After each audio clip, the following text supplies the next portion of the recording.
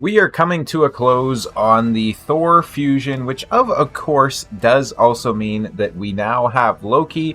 If you've been following along with the Loki chase at least, and if you've been doing your daily activity, you should also have the 5-star awakening for this champion. So I figured today is as good a day as any to go ahead and showcase this particular champion and see what he is capable of. Now, everybody is going to get this champion as long as you log in for the 7 days prior to the event ending, and you also have the opportunity, like I mentioned, to get the full 5-star awakening for him, which is absolutely insane for a few reasons, which we'll cover. First of which, he has an AoE A1, which has a chance of increasing the duration of all debuffs by 1 turn, and if he's under a Veil or Perfect Veil, the chance increases to 50%. This is going to be a 50% when booked, or a 70% when he's under the Veil when booked, which is absolutely insane.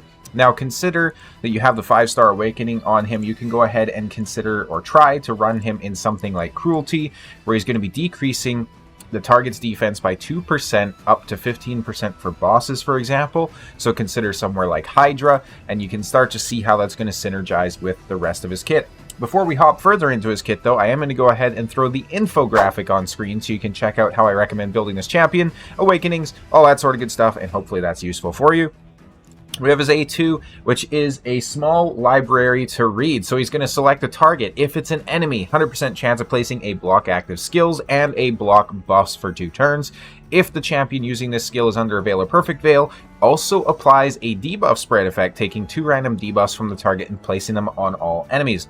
This is a very nice skill. Why is that? So if you're going first and you're placing this on Hydra, for example, it means you're going to get an AoE block buffs, as long as he's under a Veil or Perfect Veil, of course. If you're running him like someone like a Duchess or a Tatura, or anybody, like even a Rector Droth who places the Veils or Perfect Veils, you're going to be good to go. Now, another thing to consider is, especially when it comes to the arena, we've seen the rise of champions like Galathier and Siegfried. Siegfried might not be applicable in this situation, but Mikage, Crixia, all those sorts of champions. What makes this skill nice against mythical champions? The block active skills, because the metamorph skill does actually count as an active skill. So if they have a block active skills, they can't transform into their second form, which for a lot of champions like Lady Mikage, for example, is the form where you want them anyways. Crixia is not going to be able to do her resets if you're running against her in the arena. And I do actually have some footage that I can probably throw up on screen here now of some battles that I did with him in the live arena and took him against similarly rated opponents to myself. So you can just see how useful this guy is. Now for the second part of this skill, if the target is an ally or himself, heals them by 50% of his max HP and places a Perfect Veil on them for 2 turns. If he's under a Veil or Perfect Veil, also applies a buff spread effect, taking a random buff from the target and placing it on all allies. So if you consider that you have maybe like a continuous heal or an increased defense or a block debuffs or something like that on the target, and you get that spread all over your team, that is absolutely incredible. A3 has a 100% chance of stealing all buffs from a target enemy and 100% of their turn meter. These effects cannot be resisted if this champion is under a Veil or Perfect Veil. If the target's turn meter was not stolen, fills the turn meters of all allies by 15% instead, and is also going to place an increased attack buff on all allies for 2 turns. Now, this is another fantastic skill, especially for something like the live arena. You consider somebody like an Armand's, how quick he can go and how fast he can cycle his turns. It's because of that turn meter steal. Now, you could argue that Armand's is better. You could argue that Loki's better. At the end of the day, though, they're stealing turn meter that cannot be resisted. So if you think about going against a Galathier or a Mithrala or a Duchess or a Sifi or some sort of like a notoriously very tanky enemy, right? So even a Crixia or something like that, like a very tanky, high resistance champion, you're still going to be able to steal it as long as he's under a Veil or Perfect Veil. Now, let's say that you're not using this champion in PvP. How do you get utility out of this skill? Well, this skill is still going to be very, very useful inside something like Hydra, for example. Having that turn meter increase as well as the attack increase on your team is going to be absolutely fantastic. The only thing is this is a 50% increase attack for 2 turns on a 4-turn cooldown. But then again, this is going to help you progress a lot of areas as well, right? So if we think about, let's say, Fire Knight normal. If you're trying to beat the Fire Knight, this guy is going to be a fantastic way to control that turn meter, especially with all the turn meter boosts he's bringing. Buff spreads, block active skills, block buffs, all that sort of good stuff. You don't necessarily need those debuffs on the Fire Knight, of course. Let's get to his passive. places a perfect veil on this champion for 2 turns at the start of each round. So with his A3, for example, he's always going to be under that perfect veil to start the battle. Also places a perfect veil on this champion for 1 turn whenever their HP drops below 50%. Has a 15% chance to evade an enemy skill and all of its accompanying effects. If this champion is under a veil or perfect veil, the chance to evade increases to 30%. What does this mean? Any sort of an attack, so any damage dealing abilities are going to have a chance to be evaded. Armand's with his turn meter steal, his sheeps, all that, chance to be evaded. If this champion's HP is below 50% when targeted by an enemy skill, has a 100% chance to evade that skill and all of its accompanying effects. This guaranteed evade then goes on cooldown, but you are still going to have the chance to evade the rest of it with his kit, right? So a 30% chance to evade. This is basically just a flat out 30% chance to say, hey, you can't touch me, even if he's not under the perfect veil or the veil, right? So he is absolutely insane. Definitely a very decent disruptor, and for a lot of players, if you're getting the 5-star awakening for him, he could very well be your best chance to run polymorph in the live arena as well, right? So 5-star polymorph is going to have a 15% chance of placing a sheep. The debuff requires accuracy to be placed. That's the only difference between the level 5 and the level 6, right? So at level 6, it can't be resisted. It's irresistible. That being said, though, this particular champion is definitely a champion that you're going to be building with accuracy anyways. As you can see, I have almost 450 accuracy on mine, and he has an accuracy aura in all battles by 60 as well, which is a very solid aura, especially considering everything else he brings inside his kit.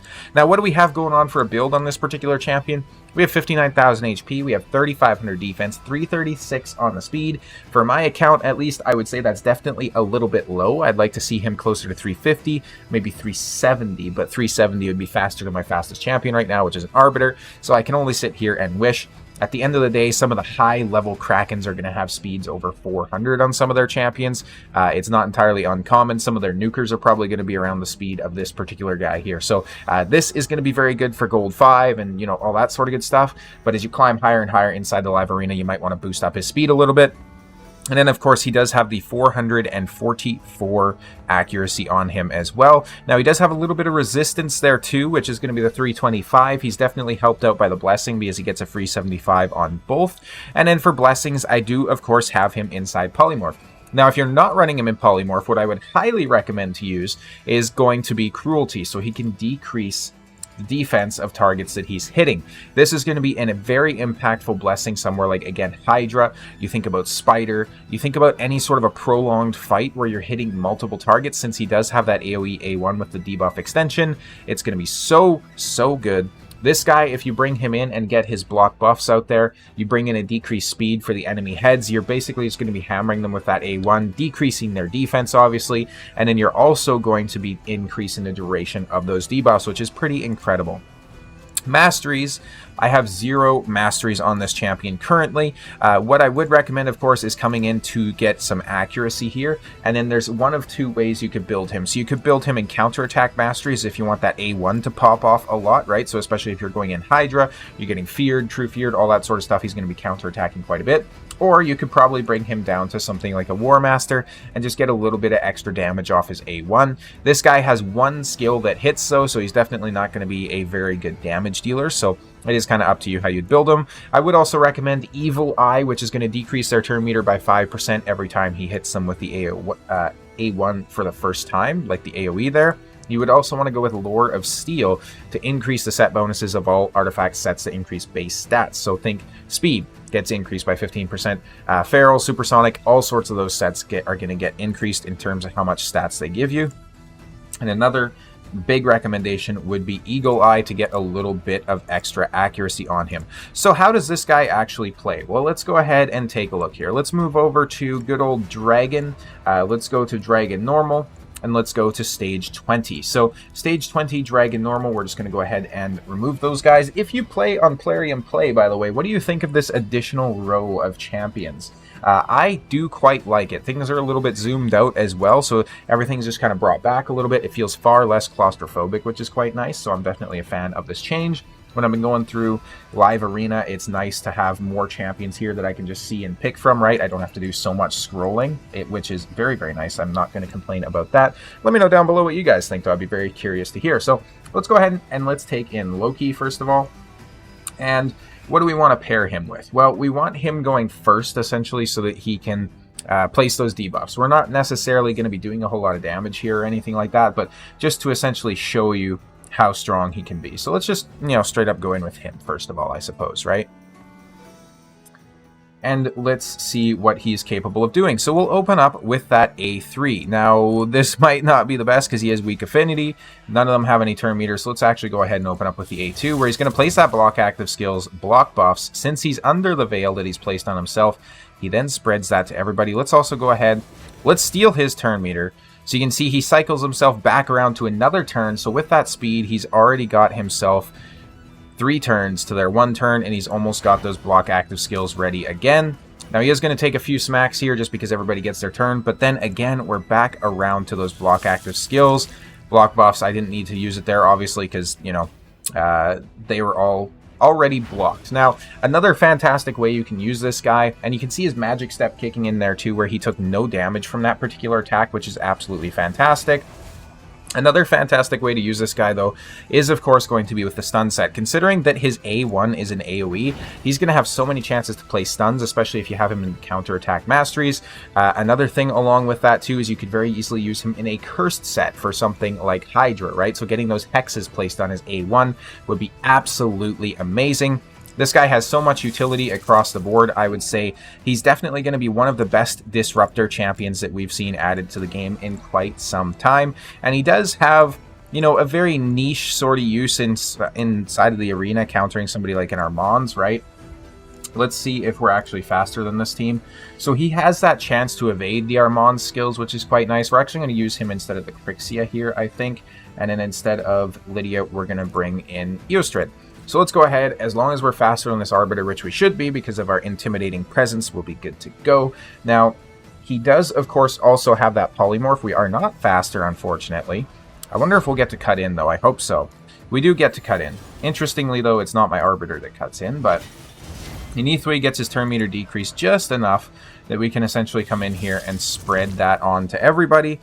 We spread the decreased speed, at least. He didn't spread the buffs, the debuffs that we wanted. So he didn't spread the block active skills and the block buffs to everybody else. He just spread, skills that we weren't really interested in. Now let's go ahead. Boom. As you can see, Inithwe didn't really get a turn, so it wasn't the best showcase. But even if we didn't kill him there, we could have still essentially went ahead and stole his turn meter. Let's go ahead against a little bit more of a tanky team like this. Hopefully we're faster. They do have a speed aura as well. Okay, we are faster, so we're going to go ahead. We're quite a bit faster, actually, so we're going to try and decrease that stone skin, which we don't get, unfortunately. I'm going to go ahead and do this, though. Decrease the speed on them, of course. Let's go ahead and steal the turn meter from their Wukong, just so he doesn't nuke us into the ground. Let's go ahead and do this. We steal the stone skin. It's just for Gosh left, which is absolutely fantastic, and we do take him down with Loki. Now, let's go against maybe a team that's a bit more threatening like this. So we don't have an intimidating presence on here, which is quite nice. I have it like ×3 on my team, so it's definitely stacked up a little bit there. We should be faster. My Arbiter's at about 369, but at this point in the game, who really knows? Yeah, this team is slow as hell, damn.